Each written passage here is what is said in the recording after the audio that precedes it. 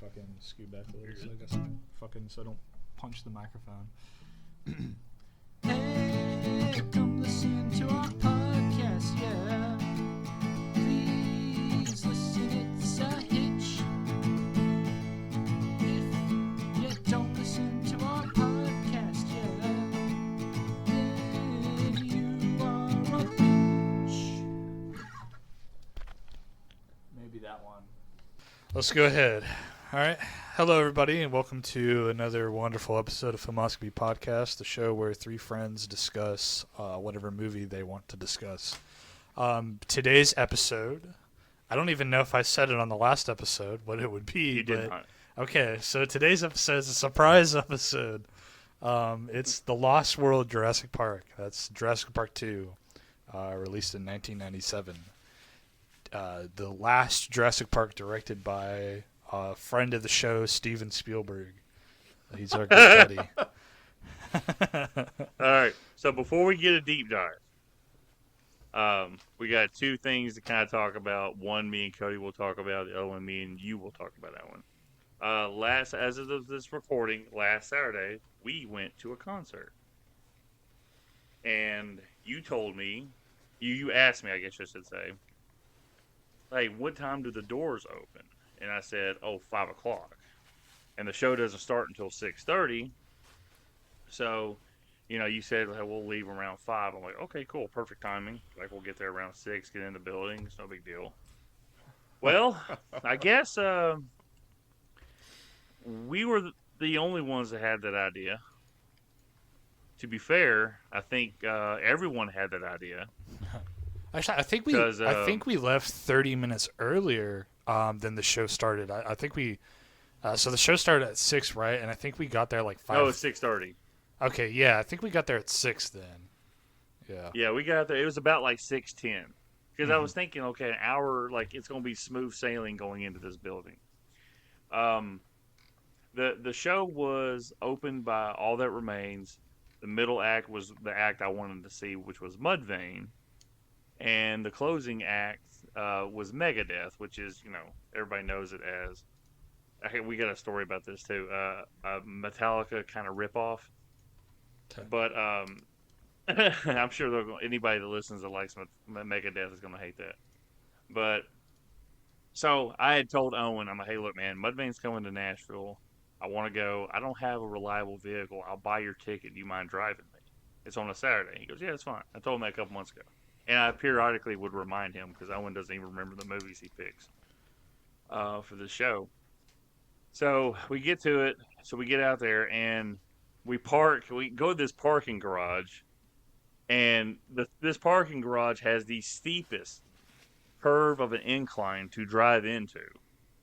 It's like you can hear Owen's tires slipping a little bit because there's parts that's not actual pavement, but it's like painted over pavement. And it's like slick, and it's like, Jesus. And then so we end up having to park at the very top of this building, about 5 stories. All right, so we get down, we climb downstairs, and it's not so bad climbing down the stairs. Getting up, it's kind of a challenge. And so we get down there, I'm like, man, there's a big line of people by this building. I'm not paying much attention. We get out there, and we see this big fucking line. Like, okay, so let's get in here. So this is like 6:10. The opener, All That Remains, comes on at 6:30. So I'm thinking surely they're going to like get through this line pretty quickly. And like within about 15 minutes, we're kind of close to the opening, not so much there. But by 6:35, we were at the opening. We realized though there are 2 huge lines convening into one huge line going into this building. And if you've ever been to Nashville and you've been to a show at Bridgestone is other than Nissan Stadium, is the big event center for Nashville. It holds about 18,500 to 19,000 people. Well, before Nissan Stadium was built in 1998 and Bridgestone Arena was open in 1998, there was one big thing in Nashville other than the amphitheater. But this thing was built in 1962. It was the Nashville Municipal Auditorium. And it holds a max of 9,000 people. I've been to this building to watch WWF wrestling when I was 3 years old with my mom and my dad, and maybe one my grandparents too. And I got a Hulk Hogan bandana at uh, at the building. I actually went to TNA Wrestling's pay per view lockdown in 2012 at that building. The day before at Opryland Hotel, I got that bandana I got when I was 3 years old, signed by Hulk Hogan, which was kind of cool. He said, But I got. "Hell yeah, brother! Here's your bandana." He's like, well, he goes, oh, brother, you can't, I mean, Hogan was cool to meet in person, I ain't gonna lie. He's like, this is the bandana I was wearing, brother, when when the Undertaker broke my neck, brother. He said, "I had this one on my balls, Well, brother." If we're gonna be completely honest, this is around that time period. Like, it was '91. I was like 3 years old when I went. And Hulk Hogan faced Earthquake at the show. We do have Polaroids of him in the ring, which is pretty cool. But this arena is not huge. Now, Cody, I know you've seen visuals of the old Astrodome in Houston that the Oilers used to play in, right? Yeah. So you take that, and that's probably like, I want to say 60,000 seats. Shrink that down to 9,000 seats. This is what we're looking at. And it is a dome. Like, this building is a fucking circle. Like, this has, like, I'm pretty sure it's the same seats that we sat in when we were in the 80s or in the 90s. Like, these are wooden seats that are like theater seats. God. Like, it's fucking miserable at this point. But, you know, me and Owen get in there, and we go up to the row we think our seats are at, and we sit down. And mind you, we're halfway up the building. You know, I thought I had bought closer seats, but the seats weren't too bad. They were kind of comfortable. Like, I had a little room for my legs. So we get in there, and like I said, this place is not packed whatsoever. Because half the people are still outside trying to get in the fucking building. So we're watching the opening act, All That Remains. And they were pretty good. I heard a couple of their songs as I've gotten older. And Owen, what'd you think about them? You kind of like some of their set, didn't you? Yeah, so you played me a little bit of there, and I mean, I guess for a preface, I don't know if any of the listeners or anybody who listens to this is really going to know what kind of music I typically like. I don't know. I guess I like classic rock and stuff like that, maybe some punk rock and stuff like that here and there. They're kind of like a early 2000s like crossover thrash kind of band. Normally I don't go for them, so when Lance played in the car, I was kind of like, because he played me a little bit in the car, and I was kind of like, they're all right. But when they actually played, they were doing a pretty good job. They could play a live show basically. They were better live, in my opinion. Yeah.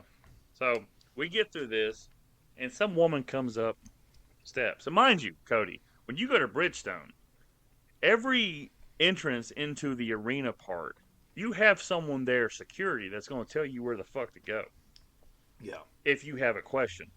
There's not one person in sight. All we see are concession stand people, and they can't tell you where the fuck anything is.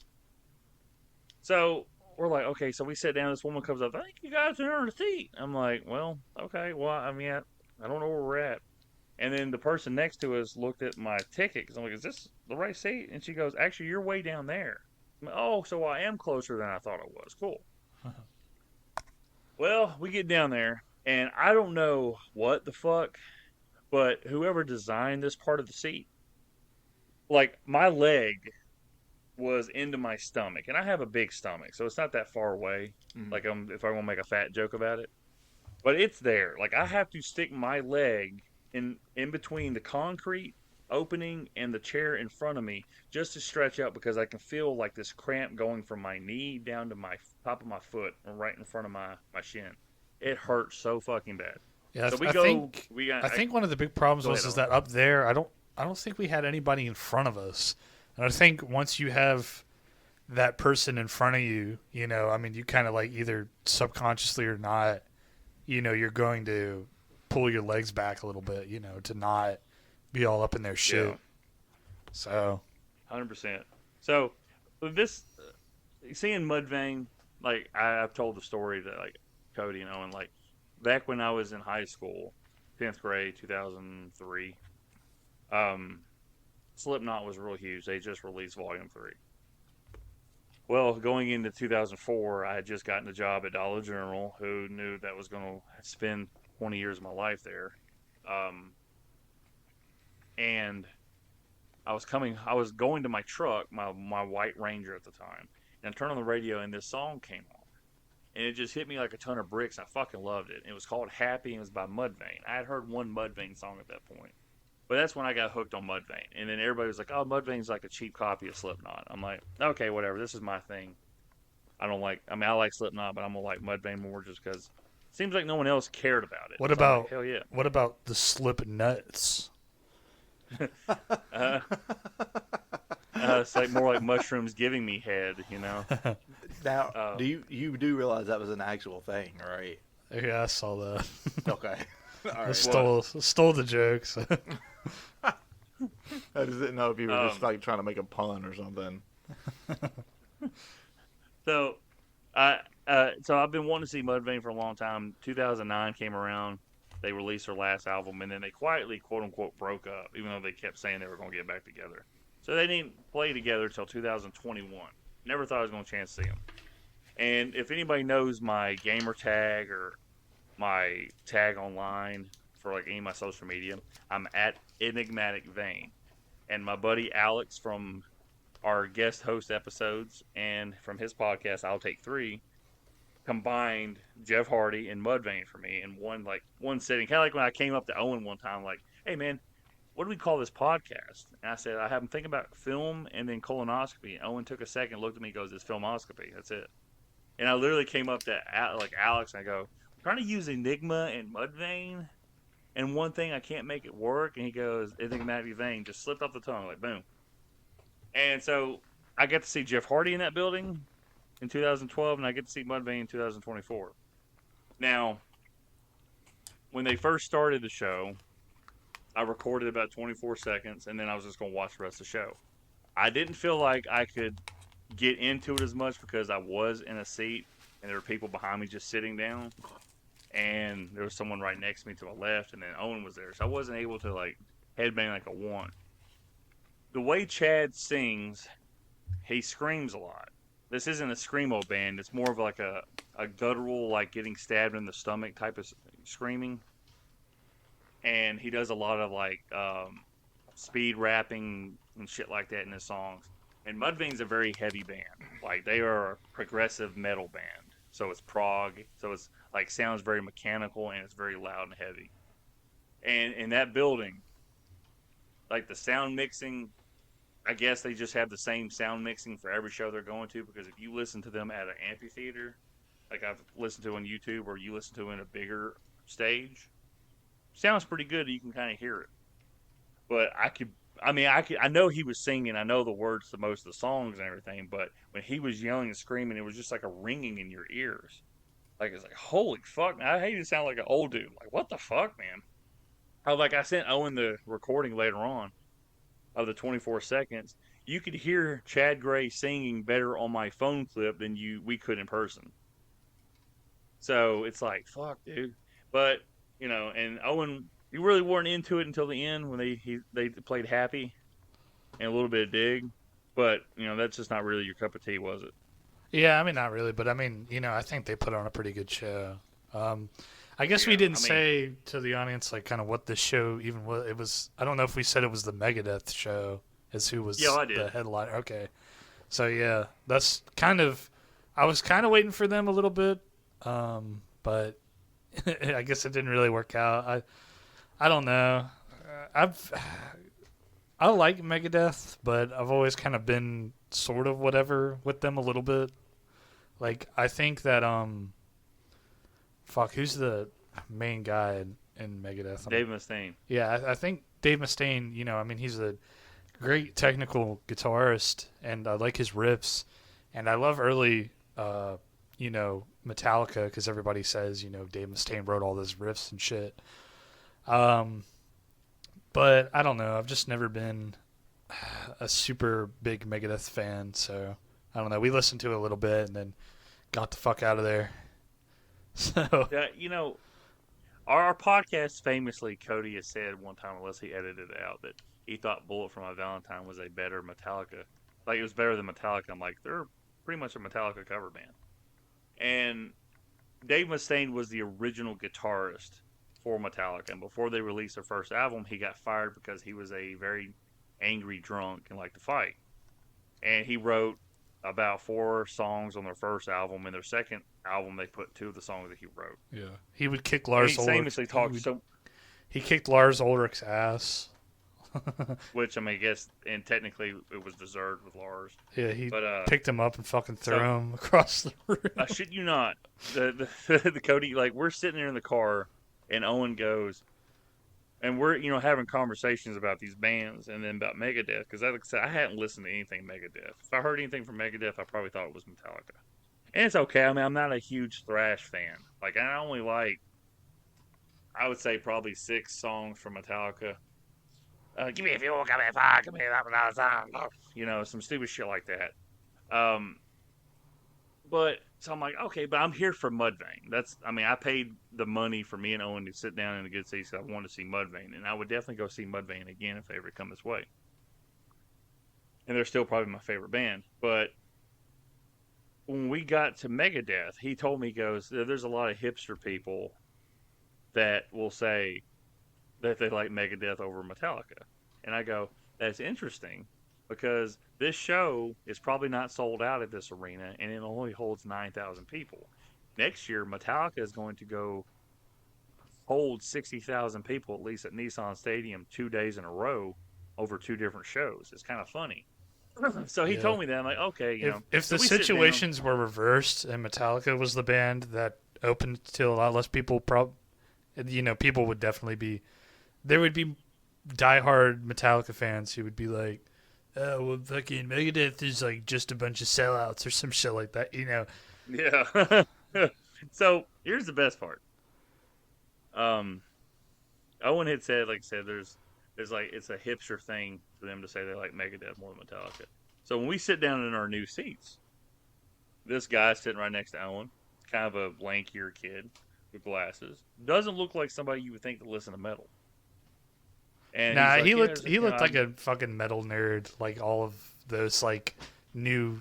I mean, he wore blue jeans and a black shirt with glasses. I did not think he looked like how you would dress. So I didn't sit there and think like, oh yeah, this guy probably loves metal.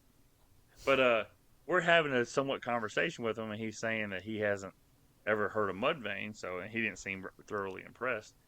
But he uttered the phrase, I know it's not a popular opinion, but I like Megadeth more than Metallica. And Owen goes, and Owen doesn't look at me, and I go, oh, okay. And I know we're both thinking the same thing. Yeah, like, I was like, damn, I just said this. I was like, I knew. I guess when that kid was talking, I knew what camp he'd be in. And I knew he probably walked away from that show like really pissed off that like, I don't know, he probably creamed his pants when he saw Megadeth, but like all through those openers, he was like sitting there like, what the fuck is this? Yeah, I know. So we've left, okay, the Mudvayne show happens, we left our seats. I'm kind of hungry.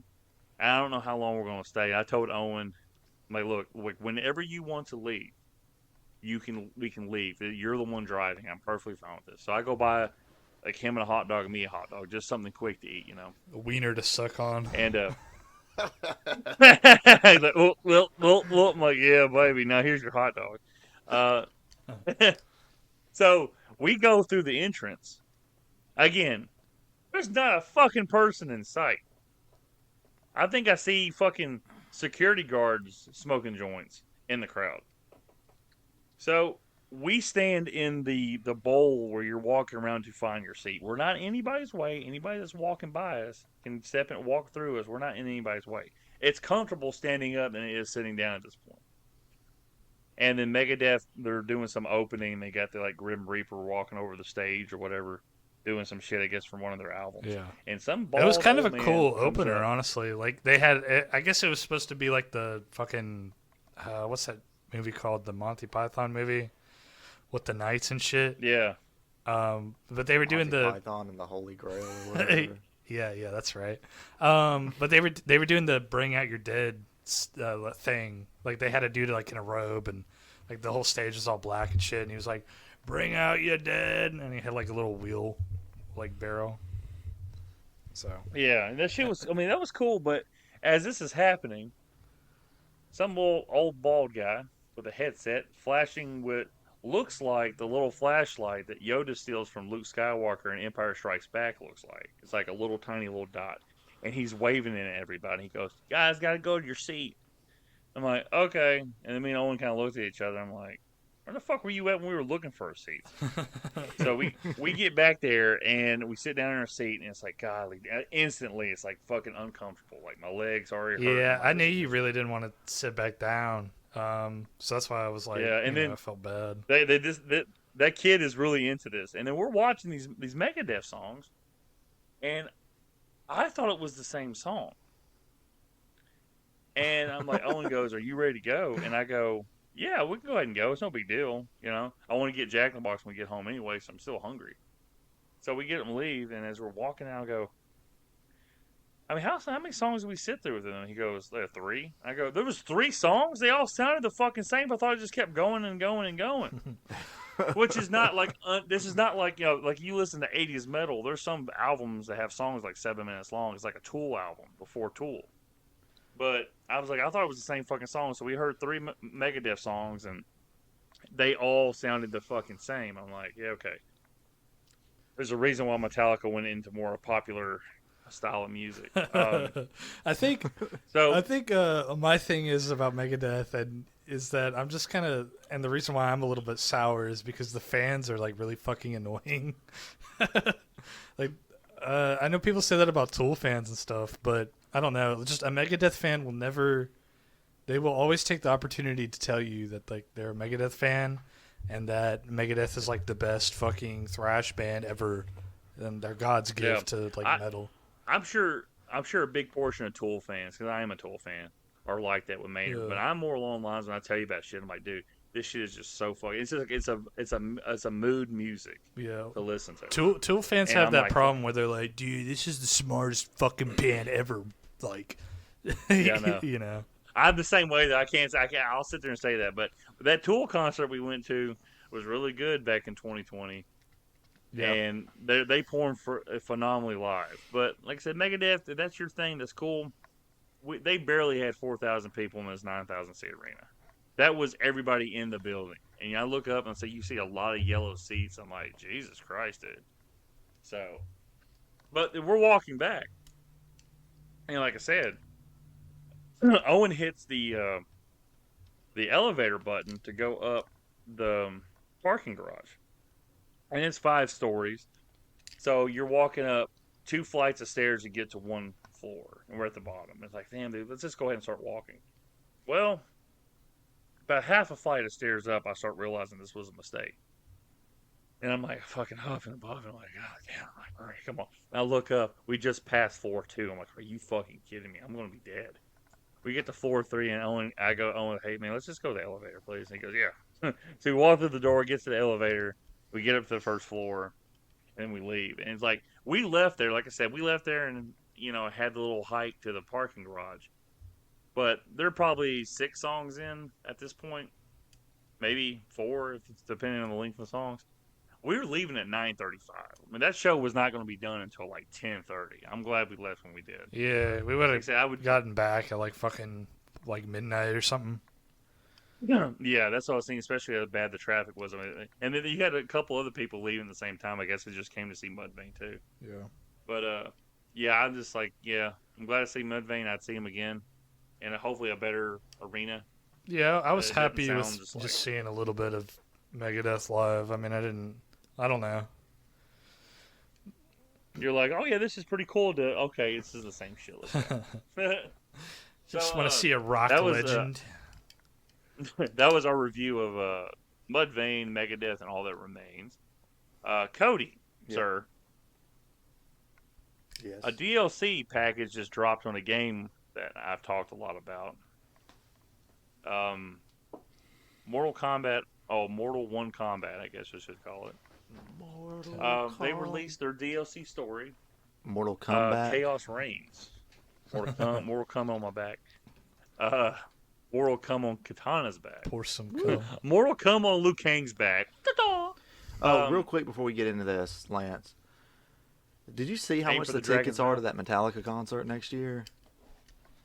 I have not. It's Dude. like $700 a day. Dude, in the upper rows, like in the upper ring of Nissan Stadium, they are over $200. That's the cheapest one.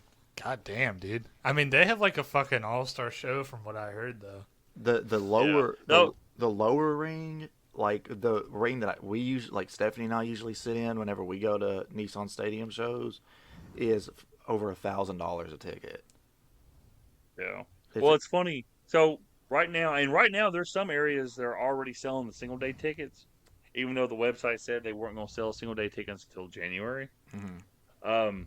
This guy that was sitting in front of us at the Megadeth show was like, I got club level seats behind the glass with my daughter and my wife for both days. With both days and all that stuff and the food, it's a little over $2,300. Like, it was no that, big dude. fucking deal. Oh yeah, I'm like, are you fucking kidding me? I looked closer. Yeah, those are 2-day ticket prices. So, but Metallica even then, like, needs that money, dude. How are they gonna feed their fucking? Well, I'm just hoping. if you think about it, they're only going to have like half the stadium because they're playing at the 50,000 yard, or the 50-yard line. Well, so it's no, only going to be half the stadium that's like visible to watch the stage and shit. What they're gonna do, I think, is the like what the Ed Sheeran concert I went to did, and what the Garth Brooks concert was supposed to do, where the stage is in the 50-yard line, and like so they can fill all the seats in the arena, plus the floor. Oh, okay. So like the stage will be like round or whatever. But I'm just hoping that when the single day tickets go live, that the Limp Bizkit day is like actually like affordable, because I don't give two fucks about Metallica. Like, I know. See, I was telling you, Owen. yeah, Yeah, like, I mean, I don't fucking. I just want to kind see of Ice Nine agree. Kills and Limp Bizkit. You know, like that's it. Because, I mean, really, all Like, they're going here- to play is, like, shit from the Black Album, so who gives a fuck? Or that shit from, Well, here's the from thing, Stranger though. So Things. it's in May next year. So hopefully at this point in May, I have a different job. I've hinted around about and talked about all that with Cody. Hopefully at that point I have a different job so I can afford a car payment and then have a car. And yeah, I told Owen, I'm like, yeah, because he's not going to want to stay for Metallica. We're just going to go see like Ice Nine Kills and Limp Bizkit. And he goes and be like, all right, we're going to leave.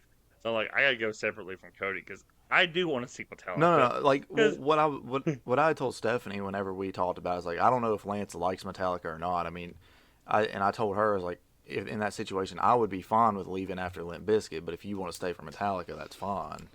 I'll just sit there and take a nap. I mean, there are like, hey, people, we have the two people on the internet that want to go see Limp Bizkit and don't give a shit about Metallica. We're here. You'll take a nap like, during Enter Sandman. Where every note's like it's so 10 fucking seconds crazy long. though, because Yeah. well, me and Cody have always talked about like, man, I'd love to see Limp Bizkit at some point. Mhm. And you know, it's not been like easy going for their popularity the last like 20 years. And they're doing big shows in like South America and Brazil and shit like that, all over the world, and in Russia. So they're over here as the middle act for fucking Metallica at Nissan Stadium. I feel like their career is doing pretty good right now. Wait, they're doing Yeah. So I was shows like, for are you- Russia? What the hell, dude? They've always Yeah, been they do a lot of popular shows in in Russia. They're fucking Putin supporters. What the hell? Steven Seagal is on stage as they're singing as he's doing his movie. That is kind of a bummer, though. Like, I was thinking it would be great because, you know, like Metallica's here for 2 nights or whatever, and these guys are obviously touring with Metallica. And it'd be awesome if, like, they could do, like, a show at, like, Bridgestone or something on the off night, like when Metallica's playing with the other fucks that they're playing with. And then, like, they could headline their show, because I would love to see them headline. So, like, the set is longer and all that. Because, you know, with them being the middle act, I mean, they may end up going 9 or 10 songs or whatever, but Film Pantera for me, Yeah. if you guys What? get a chance. I think that's the only thing. Pantera won't be at that one. It's Yeah. They're the first day. So they have a show like it's like May 1st and that's a Thursday, and then May 3rd, which is on Saturday. The Saturday show is Ice Nine Kills, Limp Bizkit, Metallica. The Thursday show is, I can't remember the opener, but then it's Pantera and then Metallica. See, I would think the first day show would be way more popular, but you know, I don't know. And that could be why There's the a lot of price is people so that high aren't for the big 2-day on tickets. Pantera coming back. Yeah. Again, because All you have is the lead singer and the bass player. You don't have the people that were actually musically driving the albums. Oh, Yeah. The you guitar talking about player and- Pantera? Yeah. Yeah, But you're yeah, gonna- yeah. Dimebag, you're gonna- rest in peace. You're gonna get those 60-year-olds that are like, man, I remember this when I was in high school, brother. But that's what we had at the Megadeth show. There was an old dude in the bathroom because I was taking a piss and I heard him. He was like, "Man, I don't know about this opening shit, man. This is for the kids, man. I'm just waiting for Megadeth." The guy was like ancient. Dude, these fucking He's like, fucking stalls. it's good. I at guess it's good. fucking, I guess it's a good thing you didn't like the Municipal. opening acts because it's probably gonna take him 10 minutes to piss. Yeah. Yeah. Well, dude, no, dude, I swear to God, these fucking urinals at this stadium were like 3 inches apart. Like, there's no way. Like, you can have like 5 people sit up in all 5 stalls. Yeah, you're touching urinals. wieners and that shit. I waited Yeah, I for mean, pretty waited much. for the fucking for the stall I mean, itself. I to wasn't be gonna do honest, we that. were going to do it anyway, but it was inconvenience that we were so close it couldn't be subtle about it. Yeah. It was like, yeah. We were gonna but- recruit. Sorry, go ahead. That guy's like, these opening acts are for the kids, man. And he looks over at you. He's like, man, can you come over here and massage my prostate? I'm having trouble. He was like, I can't get it out, So- man. Yeah, we were gonna recruit as many people as we could to fraught dicks, but I mean, it was kind of weird that we had to do it that early. So, here's the best part. So, I get done peeing the first time, and like I said, there's a line of people behind us because this is between All That Remains in Mudvayne. And then the guy, as I'm walking up to go wash my hands, goes, because I'm a fat guy, obviously, but I'm also tall. So it's like he had all these people around me that were a little bit shorter, and he's a taller guy. He goes up to me, he goes, "Was it close enough for you?" And I go, and I flub my words because I was trying to think. I was like, "Hey, man, quantity over quality, all right?" And that Owen was in the stall, and I hear Owen go.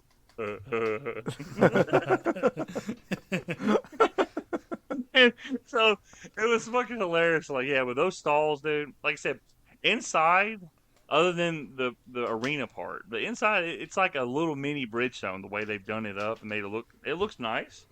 These bathrooms do not need those many stalls because there's not enough room. But yeah, it's just oof, it's all crammed in there. You can tell this was like it was built in '62, and it's probably barely been updated since then. And when we got in there, dude, there was 4 doors that were open. And when I mean 4 doors that were open, there were 4 doors to make 2 big entrances for people to get into 2 lines to get a metal detector one by one, and then you get your tickets scanned. That's why it took so fucking long, dude. It was exhausting. Like, I'll never bitch about Bridgestone next time I go. It's like, fuck, dude, there's no fucking way.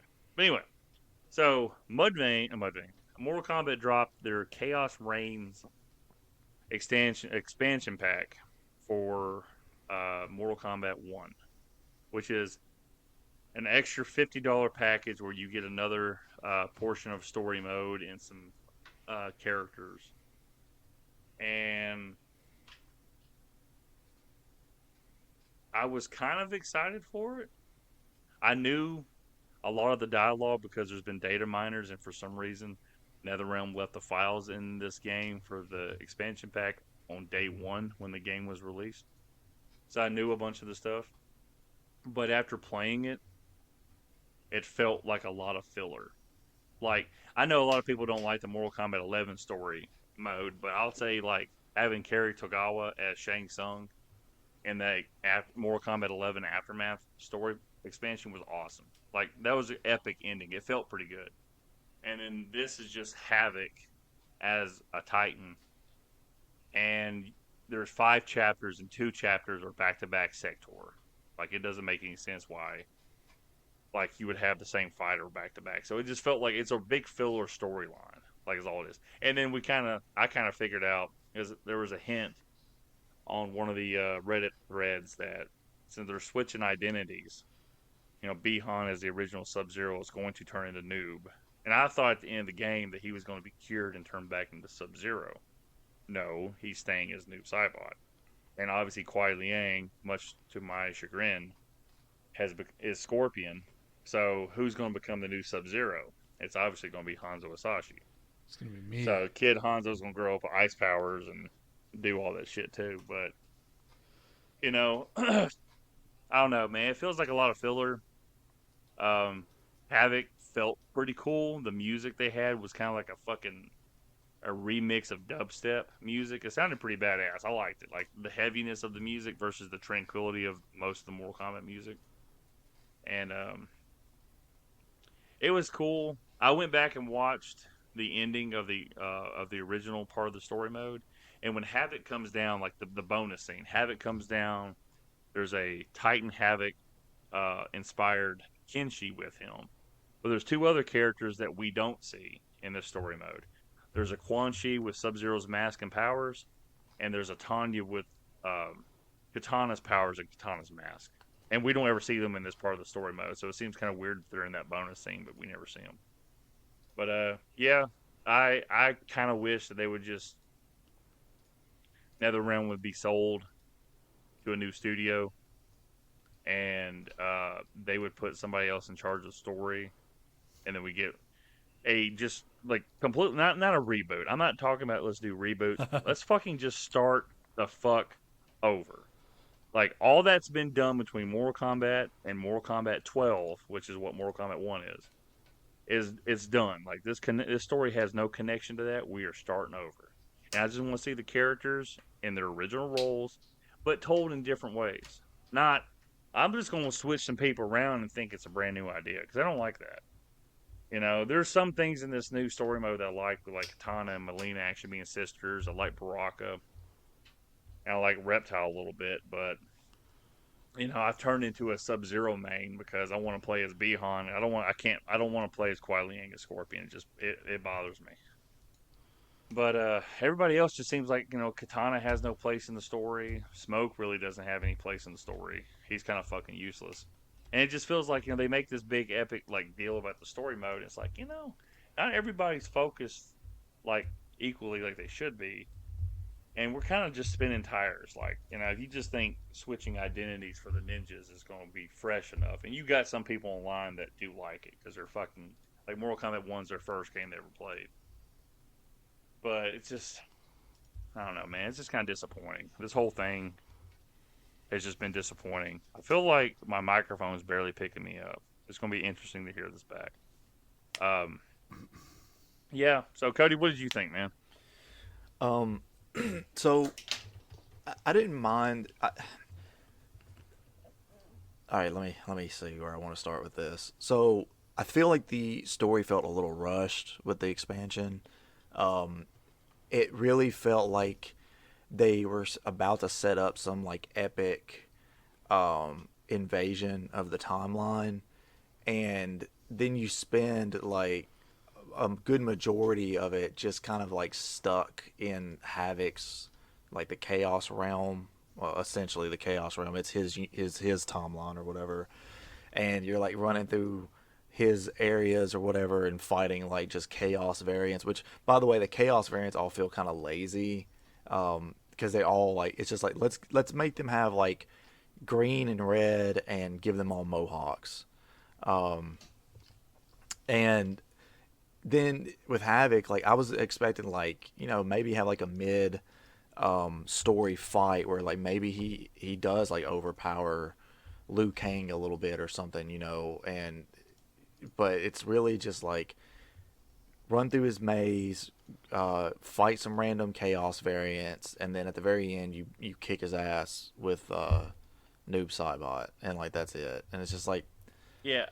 and I don't like, I don't, and I think Havoc is cool. Like Havoc is really a cool character in this. It's just they don't like really focus on him enough, especially for a story expansion that is supposed to be about this version of Havoc. And you know, I don't like the design of Noob Saibot. I love his gameplay. The gameplay of him is great, but I do not like the design.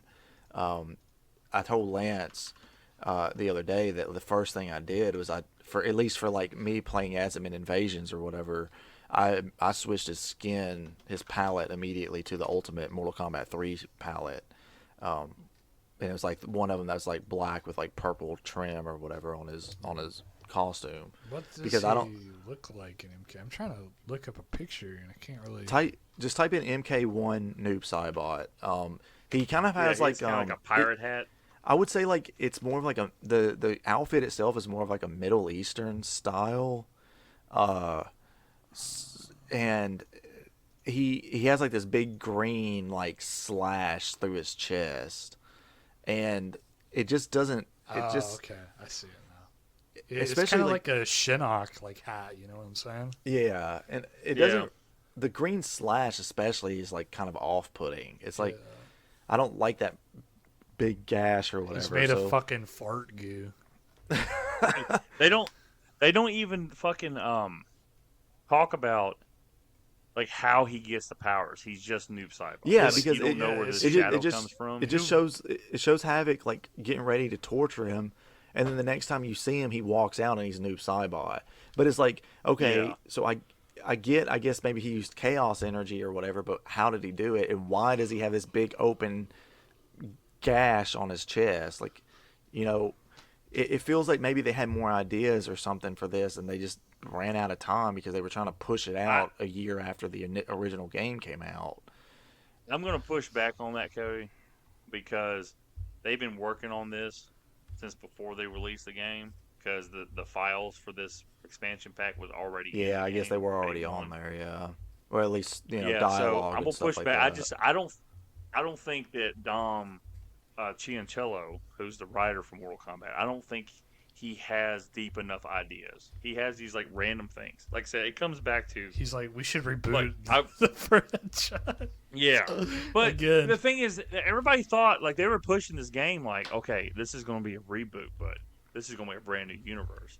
And then everything's cool, and then halfway through the story mode, you find out no, it's still timeline chicanery. Like there's multiple timelines. Like it's a Marvel universe.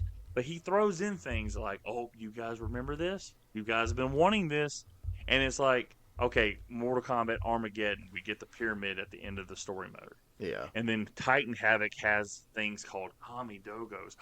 What? And then Yeah. like no one ever mentions the one being, but it comes back to like the inconsistencies of his story. Like if you listen to the intros, and not all the intros are canon, I understand that, but there's one where Garrus is talking to Kuai Liang, and he says, "You are the first ever Kuai Liang Scorpion," and then the Scorpion in Sub Zero from Havoc's timeline. That Scorpion is Kuai Liang with a scar over his face. It doesn't make any sense. Yeah. And Like it's all supposed to be supposed to be Hanzo, but this is them being like. And then there's a Titan Havoc version of Cyrex and Sector who are also female, which is not supposed to be the case. right. Yeah. It's just reusing files and being lazy. Something I will say about the Kami Dogo thing, I guess that is their way of like if they do end up making another expansion or if they just go to the next game, whatever it is, that is their way of like kind of setting up Onaga, I think. And I think that's something that fans have been wanting for a while now. Well, they've already got Onaga in this game. He's a beast that can't be controlled. He's a what? Oh yeah, He's a yeah, beast. yeah, If you yeah. ever, Yeah, he's in like you gotta get Rico's ending, or Shao Kahn's ending, one of the two, and they talk about Onaga. Onaga is literally a beast, like Abomination from Superman versus Batman. That's all he is. He's a mindless beast. well, He's never they been an could emperor, always never just been- do what they did with this and just be like, oh well, here's an Onaga from another timeline or whatever. So, Yeah, I don't know who. Like, of course, they're going to continue on this multiple storyline bullshit because they're copying the MCU at this point. And it's like, come on, guys, let's get somebody else in here to like freshen up the story. yeah, I will say, I liked it. too. I was expecting to play as Cyrax more because I know like especially like an MK9, I really liked using Cyrax, but I found myself actually using Sector a lot more than Cyrax in this, which is funny. Because you like that Asian booty, don't you? Which, which is funny because I never have really liked Sector, but just her moveset in this is a lot. I just think it feels better than playing as Cyrax. But Oh, it out of definitely the feels three, better out of the because three she's a new woman. characters, I use Noob the most anyway. And Yeah. I mean, you got the guest characters coming, and out of the three of those, only one I'm like really interested in is Ghostface. I mean, I'm excited for T1000 to see how that works. yeah, I mean, I'll His mess around with mechanics. all of them for sure, but like Ghostface is the one I'm like the most interested in. I just, man, I don't know, dude. I kind of got halfway through that invasions mode, because I maxed out Noob Saibot and got all his rewards, and I switched over to Ermac. Because like you told me, it only takes level 20 to max them out. I go, oh shit, cool. I'll just start doing the DLC characters. Because I've done Kuai Liang, I've done Smoke, Bihan, and I think that's it. Yeah, Other things. I think for me, I've only maxed out DLC characters because I know I've done like Omni-Man, Peacemaker, Homelander, and now Noob Saibot. And like, out of like the base characters, I've got like Reptile up to like level 20 something, and Natara at level 20, but I didn't really get much more than that with anybody else. It's hard because if you just do fatalities on this game, the leveling up is less than if you just do a brutality. And I'm literally just trying to end every fight with a fucking uppercut brutality because I'm just trying to get the max points. Yeah. And just be done with the character. And like I said, the only reason I'm playing at this point is just I don't have all the endings. I really don't care about doing it, but I guess just for completion's sake, I need to get the endings. But I just play all the invasion mode. And this is the first game I've ever platinumed. I got all the trophies now. And I guess, I bought this PS5 specifically for this game. So I guess it's good that I did at least complete the game in every way I could, except for doing the tutorial, which I wasn't going to do all that bullshit. Well, we're 47 minutes in the recording, and we have not talked about the movie yet. So yeah, let's. It's a good thing. There's a good reason why we 10 don't minutes. talk about 10 minutes to talk about the movie, and we're done. All right, 10 minutes to go. Let's get this shit done. I mean, I don't know about you guys, but this movie, I was going into it and I was expecting it. I think last time I watched it, I must have been a kid or something. And I remember enjoying it because it has dinosaurs, and what kid doesn't like dinosaurs, right? So I just had like the worst experience watching this. This is like, I mean, it's not a fucking terrible movie, but it was like none of the characters are likable at all. They're all annoying as shit. I feel like a lot of the... There's one guy that's likable. What'd you say?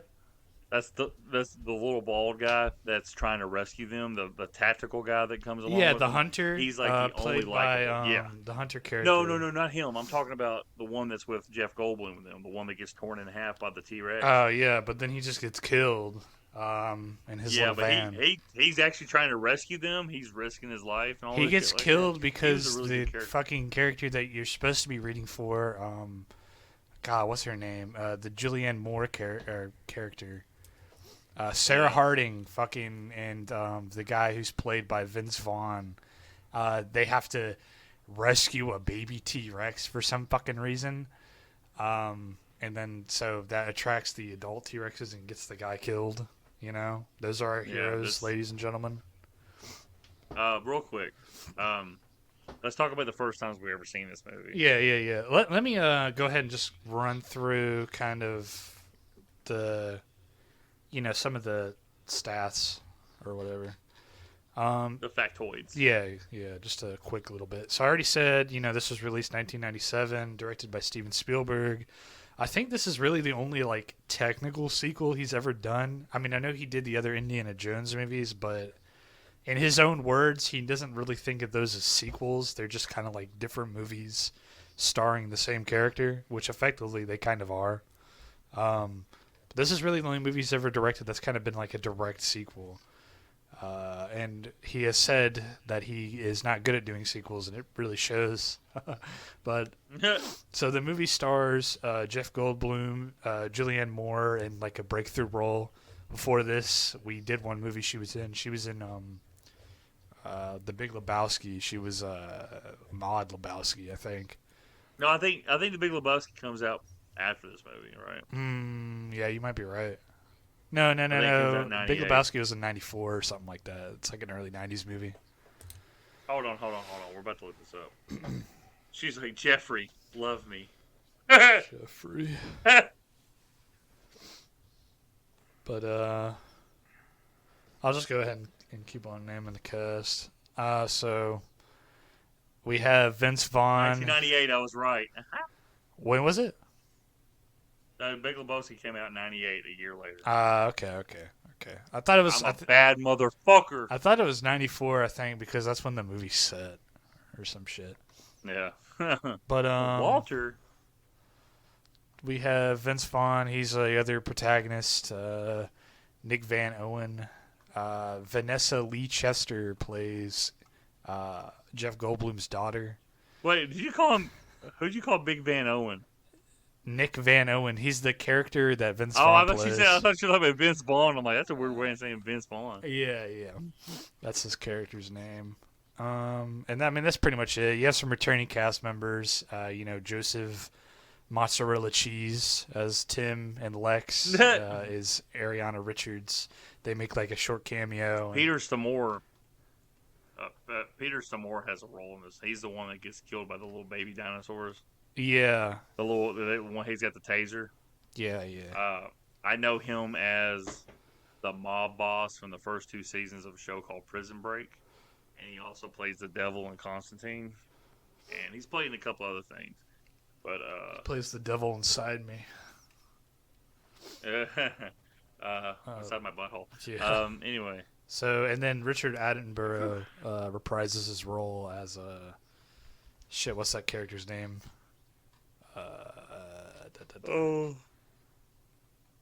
The old guy? Yeah. Doctor something.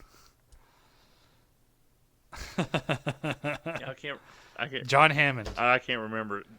John Hammond. Yeah. Okay, so that's the cast. How much money did this movie make? I gotta know. Okay, so it had a box office budget of $73 million, and it made back $618 million.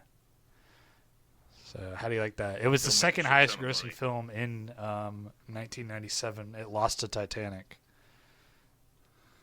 It lost quite a bit to Titanic, but still, it was the second highest grossing. Well, the first time I ever seen this movie was probably around the time it came out on VHS. I watched it because I remember watching this and watching the 1998 Godzilla movie not long after, because that came out obviously a year later. Yeah. When was the first time for you guys? I'll let Cody go. I don't think I saw this movie for the first time until 2010 or 2011. Stephanie, the Jurassic Park movie franchise is like her favorite movie franchise of all time. So up until that point, I'd only ever seen the first one, and at some point after we moved in together, we ended up watching this. So okay, I can't. You poor boy. I Cody, can't she better remember. gave you anal after watching this. what was that? Cody, I said she better gave you anal after watching this. I think that's staying in, right, Cody? I actually don't think this movie is that bad.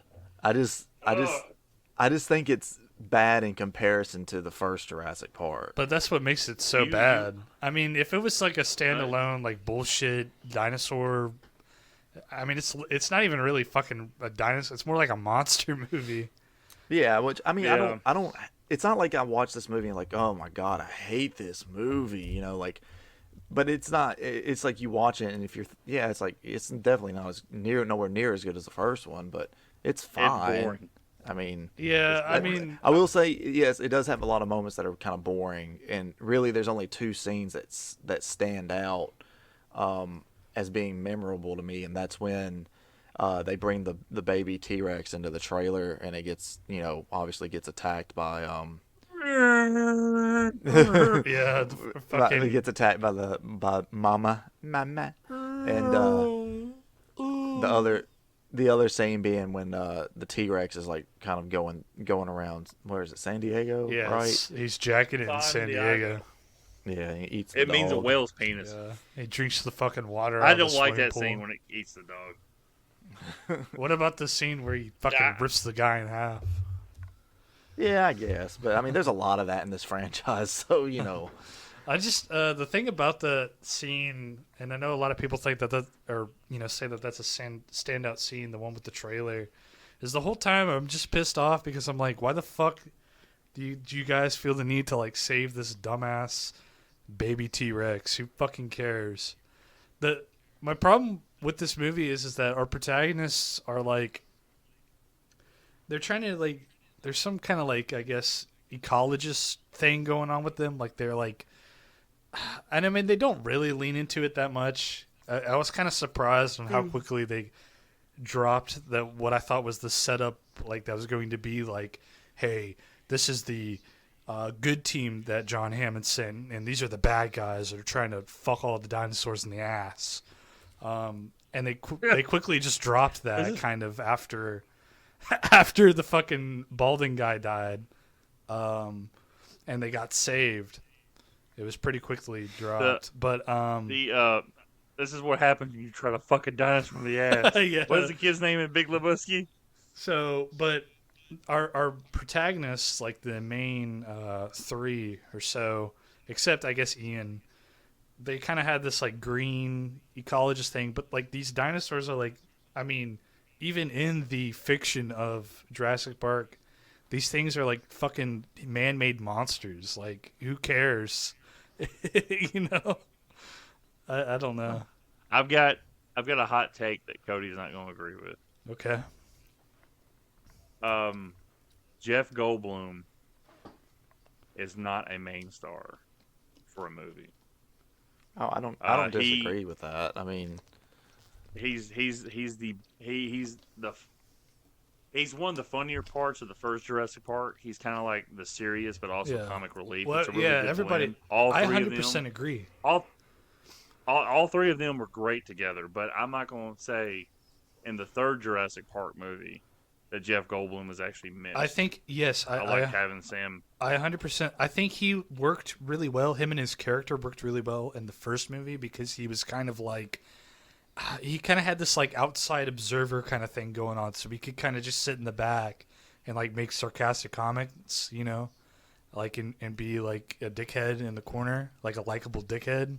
But in this one, he has like too much on stake, and he has to be like the action movie star, and it's weird. And his character and the actor himself, they don't pull it off very well.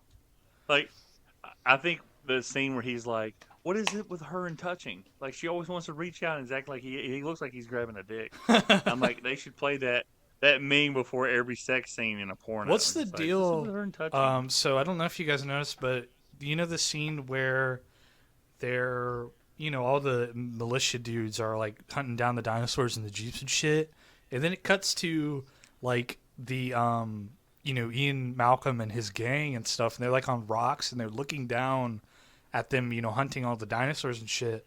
And Jeff Goldblum has his hand on like his daughter's ass. Like, you guys may need to go back and look at this, but it's something that stands out to me, and I really don't understand if maybe it's just a trick of the camera or like if he really. How about when Vince Vaughn goes, do you see a family resemblance here? And it's him and his daughter just talking. Yeah. But I guess that is something. I was cracking up. I'm like, okay, that's kind of funny. I don't know what you're talking about. They look exactly like I think it was perfect casting. A year after this movie comes out, Vince Vaughn and Julianne Moore are in another movie together. It's the shot-for-shot remake of Psycho.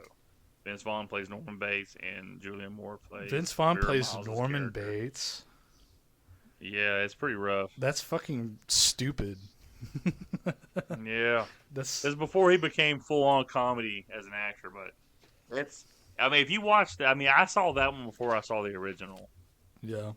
Just because it was more readily available. Obviously, VHS and not streaming or anything like that. But Yeah. that movie's rough. But yeah, so they're like a year later, they're both in that, and it's just funny seeing Julianne Moore get in The Big Lebowski a year later too, which we've talked about is a great fucking movie. Yeah. This is what happens. You fuck a dinosaur in the ass, Timmy. I think her character in this movie sucks. And I mean, she acts okay, but I don't know. Maybe she just didn't have very good material. Everybody plays dumb. What'd you I say? think it's just because the song sucks. Yeah. I just think because is that what it is, Cody? Cody, you just want to go solo. Like no, it's everybody in this movie plays really fucking stupid, except for Jeff Goldblum's character, Malcolm. Is that his name? I can't remember. Yeah, his Ian character's Malcolm. Ian Malcolm. Name. Ian Malcolm. Malcolm in the middle. So him, Jeff Hamm, and then the bald hunter guy. Everybody else just plays like the shock and wonderment of just being fucking stupid. Yeah, I think it's funny because they like I was saying earlier, they kind of set up the hunter dudes to be like unlikable, like oh, you know, they just want to kill and hunt the animals. These are the bad guys. But like, the only character in this movie that actually has an arc is like fucking the bald hunter guy. Like at the end of the movie, he realizes that the hunt's not worth it because he lost his best buddy, you know, and he's all sad and shit. Yeah.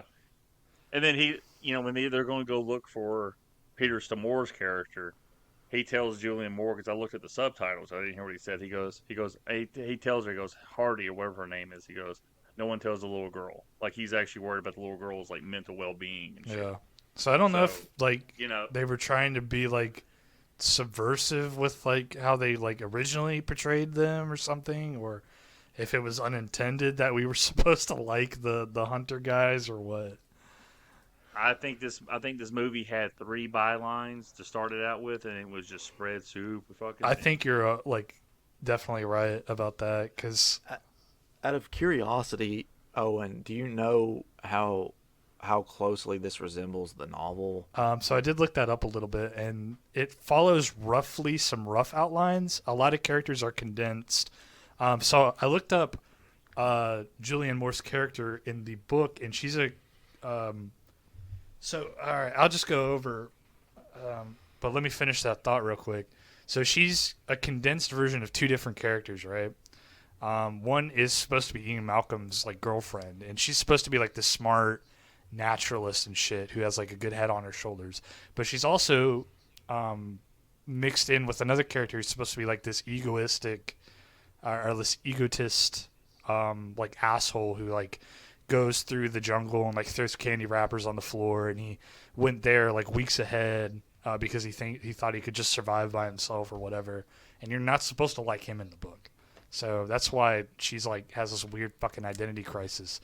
But in terms of the story, from what I remember in The Lost World, the book, the setup is the same. I think it's that Richard Attenborough wants to. I think what it is the Costa Rican government's going to destroy the island, and he wants to send these people there to document it, to try and have these people convince like the Costa Rican government to let the island be like left alone. And then the other group who are like the enemies or whatever are these mercenary dudes who are from that other company. You remember in the first movie where Newman...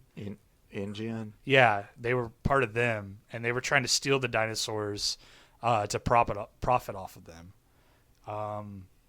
So there's kind of like a bit of tension between that. And I know that the San Diego shit isn't in the book at all. The book just ends with them like leaving on a chopper and like leaving the island alone and shit. It's where Ian Malcolm says, "Get to the chopper." Yeah, he says, "Get to the chopper quickly, please." If only you could say that sentence more quickly, Doctor. Yeah. So it follows roughly the same outlines, but there's a lot of scenes and shit that's just kind of mangled together from, they pick and choose what they wanted from the book and whatever came from their own minds, pretty much. Gotcha. So, but that's why I was going to say that I think Lance is right, and thinking about it now, that seems like 100% what's happened is that the writer, who is David, I don't even remember how the fuck to say his last name, Coep or something, and Steven Spielberg, it seems like they wanted this rough outline from the book, but they probably didn't think about like what makes the shit in the book actually work, and we're just like, hey, let's have big dinosaur scenes and stuff. Fuck it. Consolidate these characters. Who cares? I don't know. It feels like Steven Spielberg was like, he had like fucking He was having an off day when he made this, like, or something. He didn't. Did he do Jurassic Park 3? No, he stepped away by Okay. that point. So He was a producer. Yeah. he probably just like sat in like the producer chair and was like, "Yeah, that's okay. That's okay." I mean, he was producer for like Crystal Skull too, and he didn't give a fuck. He was just like, "George wants to do what? Yeah, that's fine." So, yeah, I mean, those are my like fucking. I don't know. I just had a really rough time with this movie. Like you were saying, I think overall technically it's a good movie. Like the effects are great, but I don't know. There's so much of the shit in it is so stupid. And by the third act where they get to San Diego, I was completely like checked out. To me, that's like the most entertaining part of the movie. I mean, it can't, like, again, it can be sort of a slog through the first like 2 acts of the film, but I don't think it's a terrible movie. I think it's fine. It's just it has the unfortunate, thing of being a sequel to one of the best movies ever made. So Yeah. Yeah, and I mean, like, like I said, it's not fucking, this isn't a completely god awful movie. It's just like I don't know. It's like a little below average for me. So yeah, it's definitely not the worst movie in the franchise. I haven't seen Jurassic Park 3 in a while, so I don't. Well, that I remember honor would it's- go to Fallen Kingdom. Okay, is that one of the new ones? That's the second Jurassic World movie. Okay. See, my thing about The second ones are always the worst part of these franchises for some reason. yeah, Like, the first movie's great. This movie sucks. some people. I think the third movie's good. Yeah, some people like It's the fun. third It's- one. Yeah, just because it's fun. Yeah, the third Well, one's not that bad is- either. And I do think the third one's better than this one. The Spinosaurus kills the 100. fucking T-Rex, dude. It's badass. The only movie, dude, I don't even know, man. I think Fallen Kingdom, I felt more in that movie, and I hate that movie. Dude, More than that. I think this is the Fallen worst Kingdom sucks. I mean, like, I'm not even talking about like the one. depressing I think shit in the because the beginning. song sucks. I don't think it's even the depressing stuff in the beginning. I think it's like after they leave the island and they're in that facility for like 2/3 of the movie. Like, all that shit is so boring. It's just Ooh, that does sound rough. My like it. Well, The only like This, big impactful thing is that they go set ahead. the dinosaurs free at the end, so they're like on the mainland or whatever. they go woohoo. So- go free! Yeah. They, this a movie- little group of compies run out on the road and immediately get hit by a car. Yeah, they get fucking ran over by a semi. this movie though, this entire time watching this movie, I was practically on my phone though, and I felt like I didn't miss anything. Yeah, you didn't really. Like, this movie is just bad. Jeff Goldblum is not interesting at all for me as an actor. I think he's funny and quirky if he's a small part of a movie. Yeah, Him being the lead in something, it's like, oh lord. Yeah. I don't know. And then- Has anyone seen The Fly? I've been wanting to. A long time But even ago. then, he's kind of not even really the lead. He's like, I mean, he is one of the main guys, but he's like, kind of the villain in a way. Gotcha. Yeah, I've never seen it. I just always Yeah, like the- when people talk about Jeff Goldblum, like The Yeah. Fly is the one of them that comes up. Yeah, you know? he's like, Yeah, I'm he not shares saying the he's a lead bad actor. with that one lady actor. I don't remember what her name is. But he, Yeah, I think he used him to strengthen a cast. Like, if he's like the third best actor on your screen, you're doing pretty fucking good. But when he's the best actor on your screen, you're in trouble. yeah. And that, Vince Vaughn and Julianne Moore would go on to become better actors, and Julianne Moore is a great actress, but Isn't Vince Vaughn They're not canceled there or some yet. shit? Like, didn't he, like, I don't know. probably because he's Republican. Oh. But, for me, it's like I make a joke at work. Like, if I'm the best guy working on the station, you're in trouble. But if I'm the worst guy working on the station, because I'm pretty fucking good at the job, I think you're doing pretty good. And it just kind of feels like with Vince Vaughn, like, if he's the best person you got acting in the movie, you're in trouble. If he's one of the third best actors and he's funny and quirky, he doesn't have to be the focus, he makes the movie, he adds to the movie instead of taking away. Like that last Jurassic World movie, Dominion. He was funny in that movie. Like I said, the second time rewatching it, I actually liked it more than I watched it the first time. and he was actually quite funny in it. He's only in Fallen Kingdom for like 10 minutes. He goes, Yeah, it's like in that court hearing or whatever, right? He goes, we used to Yeah. fuck And- the dinosaurs when.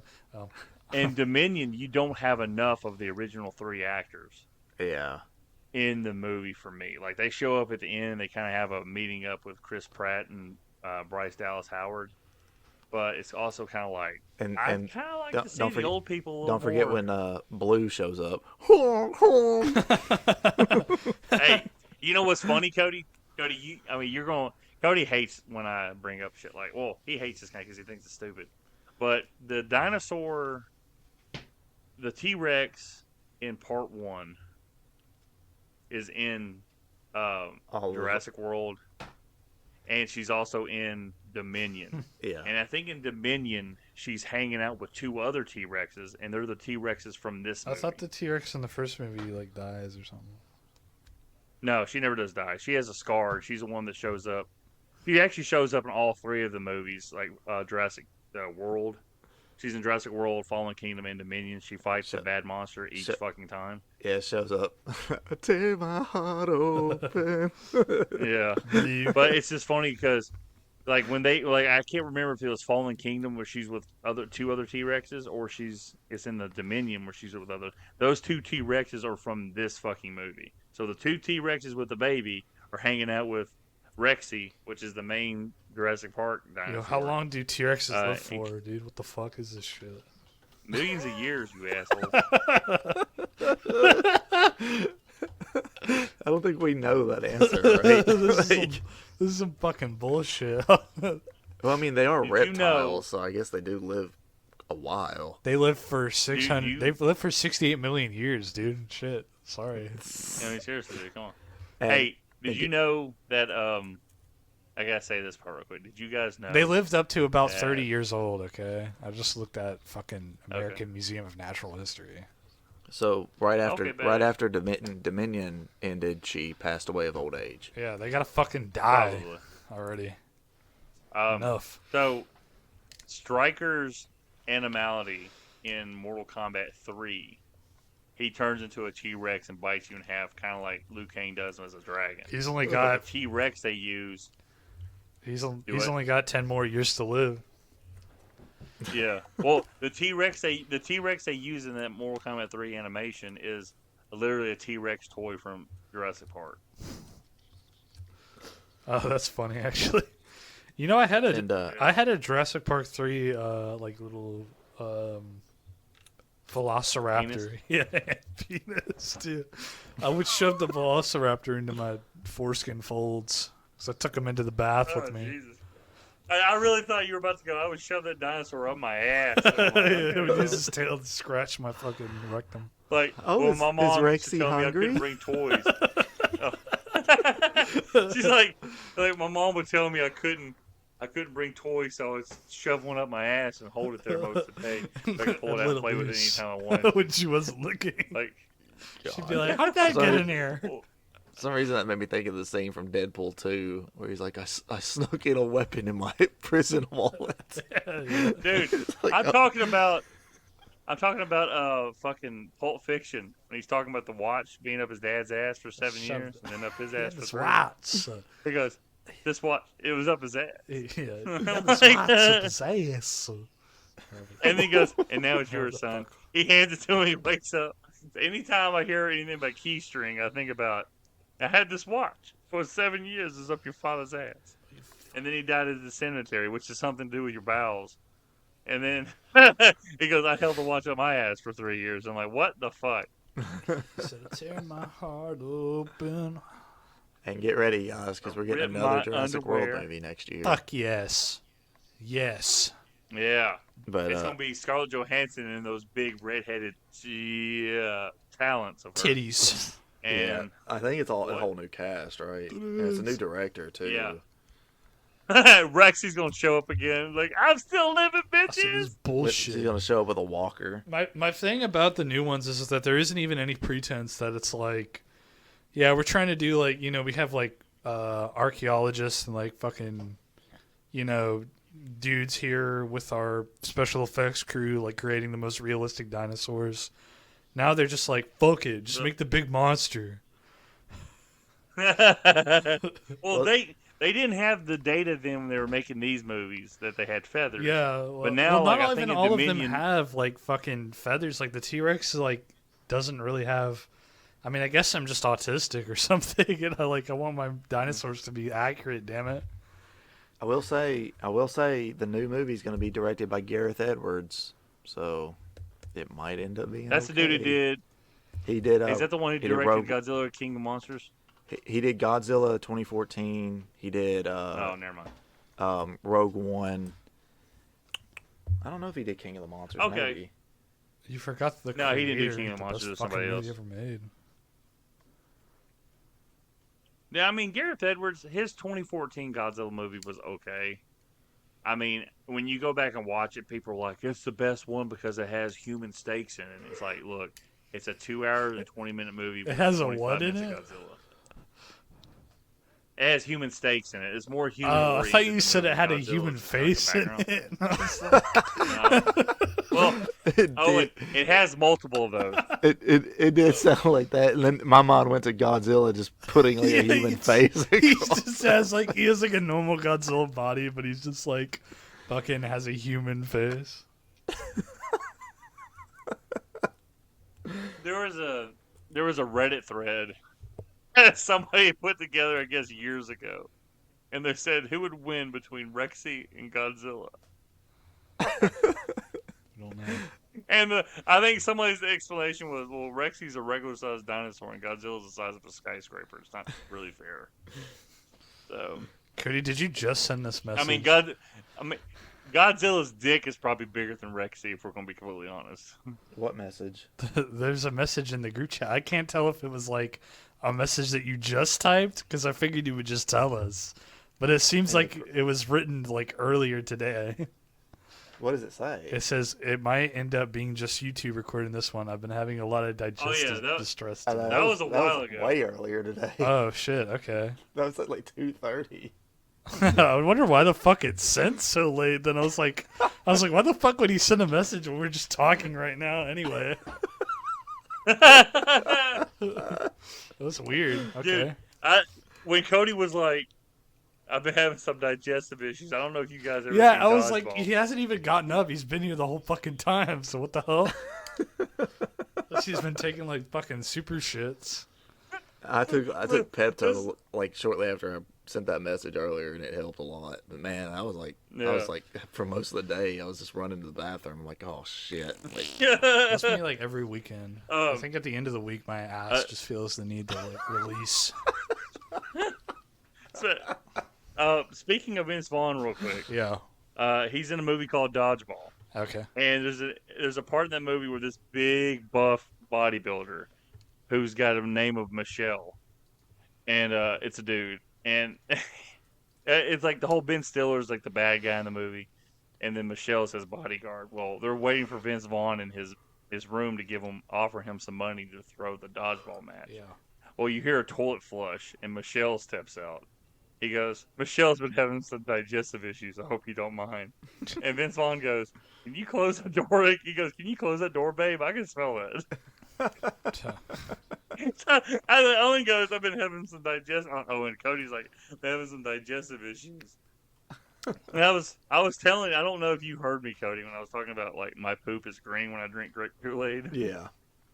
Oh, but I was like, it goes from like a really dark color to like this illuminating green. That's like, woo, woo, woo, woo. It looks like the nitrogen boxes off a Crash I Bandicoot. couldn't tell you the last time I've had Kool-Aid. I can't.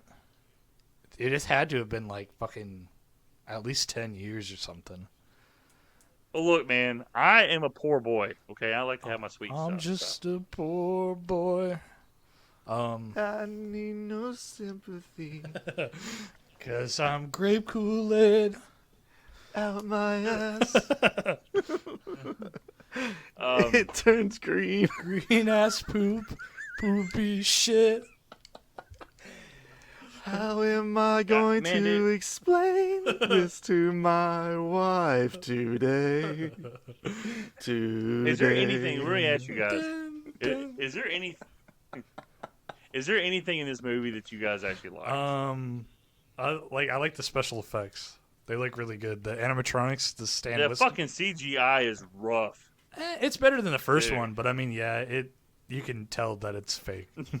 That that scene where they're crouched behind a tree and you see Julianne Moore running towards those dinosaurs. It looks like she's running in a green screen room and they're sitting in front of a green screen Oh, with like everything's just CGI in front. which of them. one? The one where she's like running. When they first see her and they're right behind the tree, and that's right before he goes, "What is it with her and Oh, grabbing?" She's always the grabbing stuff, you know? Stegosauruses and shit. That was filmed on location, but yeah, I agree. You can the way they're like reacting to it, and I guess that was a problem with the first one too. The actors aren't looking at anything really, so it's hard to have them pretend and react. I do like the practical effects when you get close enough to the dinosaurs and stuff. It looks really good. Yeah, like the T-Rex models are fucking like fantastic. Yeah. Yeah. The- But man, this And like I movie- said earlier, I like the San Diego stuff. Jacking it. See, my thing about the San Diego thing is I think I like Jurassic Park the most when it's like in the fucking jungle. You know what I mean? The Mighty Jungle. Yeah, in the the T-Rex screams tonight. it goes.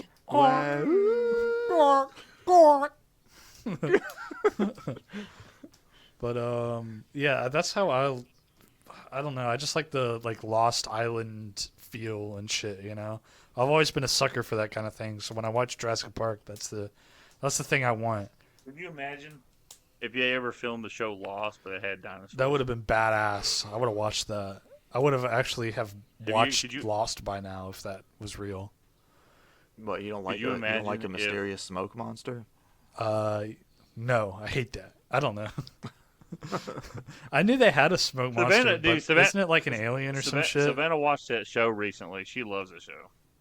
I don't know if it's an alien or not. I've never seen it. I just know about the smoke monster. I like Hurley, dude. He's cool.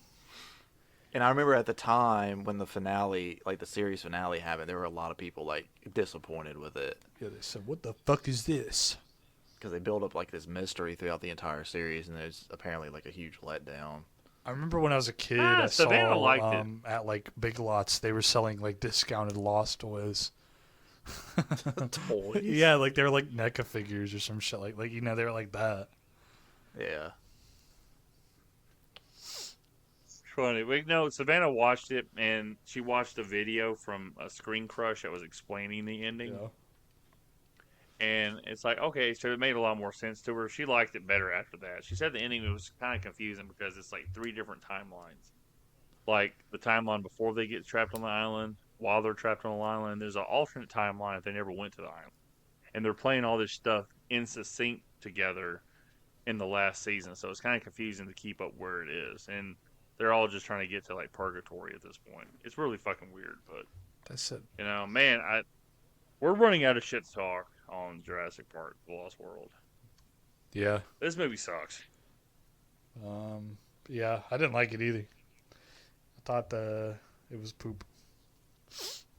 You would not miss anything if you skip this one and just watch 1 and 3. Hey, can we talk about? There's one other scene I want to bring up. So, do you remember? That's over. I already called That's it. over. Okay. But Podcast's over. there's one other scene. Do you remember when they're running from Stop talking. like Ian, Nope.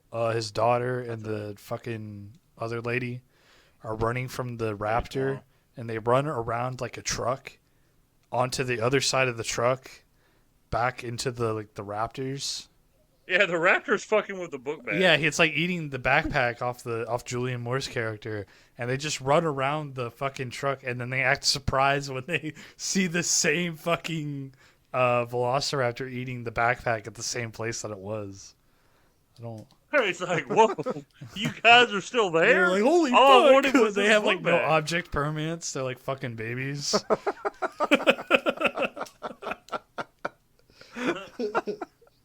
So I remember like I had to stop. I was like, what the fuck is this? Like, are they fucking stupid? Like, what the hell? Yeah, There, yeah, they are. there's another. The only other thing I can think of is how the fuck does the T-Rex kill everybody on that boat? Like when it's trapped inside or whatever. Yeah, so like I would imagine that the boat has like hallways and shit, and like like is made of steel. Like It brought its own straw, and it would just put the straw up to like the doorways and just suck all the people out of the captain's. hallways. That's why the fucking hand is on the steering wheel. The captain was like holding on. He's like, ah! Hang on. I like to think that the T-Rex shrunk down to like normal size, and then he went on like a killing spree when he was like a meter tall. Yeah. Yeah, that is a good question. I don't know. That shit. I was like, and like, did the T-Rex like steer the ship? I guess. No, I think they say it like it kind of just like ran ashore, right? Like Yeah, it was already but on it's its like- way to shore. Yeah, but it's like where it's supposed to be, right? So yeah, sort Yeah, of. like if it was on autopilot, why was there a captain's hand on the wheel? Yeah. I guess Like, the I mean, T-Rex it's- steered it. The T-Rex is like, shit, we're gonna run off course. Like, no, guys, I'm sorry. Yeah, it's pretty rough, man. This movie's just bad. I'm kind of done talking about it. All right. Me too. I recommend it though. I recommend it though. Is that what you said? Yeah. Yeah, me too. Just torture our listeners. I don't know. If you're a Jurassic Park fan, sure, I recommend it. But if not, then no. You know what I mean? You know what I mean? Yeah, No. if You know you what I mean? if you like monster movies, I guess it depends on Yeah. what part of the Jurassic you're- Park you like. If you like you're a fan of Frankenstein sex. from the 1940s, You'll like you'll this like The movie. Lost World. Yeah. You like the fucking Hey, 1925. I actually like Frankenstein, so fuck off, Cody. All right. That was a joke because Owen said if you like monster movies. If you like Oh, yeah. 1925, The Lost World, you'll like this movie. If you like Journey to the Center of the Earth, you'll like this If you movie. like fucking Trip to the Moon from 1901, you'll like this movie. If you like Interview All right, with hey. a Vampire, you'll like this movie. Hey guys, I hate to be like one of those guys, but I gotta hurry up and shit again. So All right. All right. So Owen had like a sinister laugh. He's like, okay. the next movie we're recording is going to be Salem's Lot, the new 2024 film. It's on Max. And I'll probably And then after that, I'll probably actually upload it before like instead of an old episode for that week, I'll probably just go ahead and upload it so it's like close to like its release or whatever. yeah, it's already on though. It came out a few days ago. Yeah. All right. Everyone, listen, subscribe, all that good stuff. I'm out because I gotta poop. Finish him. Well, you boys finish it off. I think that's it. Yeah, right? that's You what we said normally finish it. do.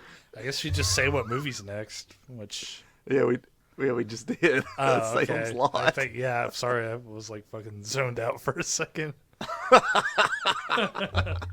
All right, everybody. Bye. You can call that episode MISC / Jurassic Park 2.